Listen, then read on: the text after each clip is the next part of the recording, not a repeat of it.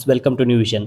ತುಂಬ ವಿದ್ಯಾರ್ಥಿಗಳು option entry date ಮುಗೀತು, ಜುಲೈ 18 ಇವತ್ತು ಮುಗೀತು ಅಂತ ಗಾಬರಿಯಾಗಿದ್ರಿ.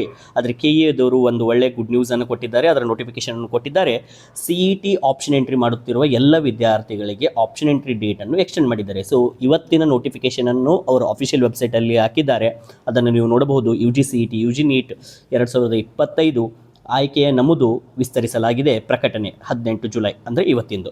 ಸೊ ನೀವು ಇದನ್ನು ನೋಡ್ಬೋದು. ಕರ್ನಾಟಕ ಪರೀಕ್ಷಾ ಪ್ರಾಧಿಕಾರ ಇವತ್ತಿನ ಡೇಟು 18/7/2025 ಮೊದಲೇ ಸುತ್ತು ಅಂದರೆ ಫಸ್ಟ್ ರೌಂಡ್ ಆಪ್ಷನ್ಸ್ಗಳನ್ನು ದಾಖಲಿಸಲು ಡೇಟನ್ನು ಎಕ್ಸ್ಟೆಂಡ್ ಮಾಡಿದ್ದಾರೆ. ಡೇಟನ್ನು ಎಲ್ಲಿವರೆಗೂ ಎಕ್ಸ್ಟೆಂಡ್ ಮಾಡಿದ್ದಾರೆ ಅಂತಂದರೆ ಜುಲೈ 22ರವರೆಗೂ ಎಕ್ಸ್ಟೆಂಡ್ ಮಾಡಿದ್ದಾರೆ. ಸೊ ಇದನ್ನು ದಯವಿಟ್ಟು ಎಲ್ಲ ವಿದ್ಯಾರ್ಥಿಗಳು ಯುಟಿಲೈಸ್ ಮಾಡಿಕೊಳ್ಳಬೇಕಾಗಿ ವಿನಂತಿ.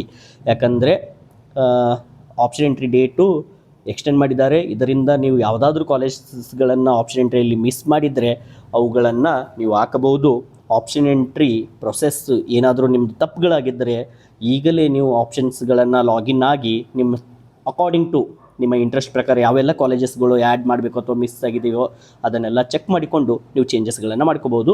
ಸೊ ಜುಲೈ 22 ಸಂಜೆ 6 ಗಂಟೆಯವರೆಗೂ ನಿಮಗೆ ಕಾಲಾವಕಾಶನ ಕೊಟ್ಟಿದ್ದಾರೆ. ಇದನ್ನು ಕರೆಕ್ಟಾಗಿ ಯುಟಿಲೈಸ್ ಮಾಡಿಕೊಳ್ಳಿ ಮತ್ತು ಇದನ್ನು ನಿಮ್ಮ ಎಲ್ಲ ಫ್ರೆಂಡ್ಸ್ಗೂ ಶೇರ್ ಮಾಡಿ. ಆಪ್ಷನ್ ಎಂಟ್ರಿ ಡೇಟ್ ಮುಗೀತು ಅಂತ ಎಷ್ಟೋ ವಿದ್ಯಾರ್ಥಿಗಳು ಗಾಬರಿಯಾಗಿದ್ದೀರಿ. ಆದರೆ ಕೆ ಎದವರು ಆಫಿಷಿಯಲ್ ನೋಟಿಫಿಕೇಷನ್ ರಿಲೀಸ್ ಮಾಡಿದ್ದಾರೆ. ಈ ಜುಲೈ 22 ಸಂಜೆ 6 ಗಂಟೆವರೆಗೂ ಟೈಮಿಂಗನ್ನು ಕೊಟ್ಟಿದ್ದಾರೆ. ಸೊ ನಿಮ್ಮ ಎಲ್ಲ ಫ್ರೆಂಡ್ಸಿಗೂ ಇದನ್ನು ಶೇರ್ ಮಾಡಿ. Okay, thank you so much.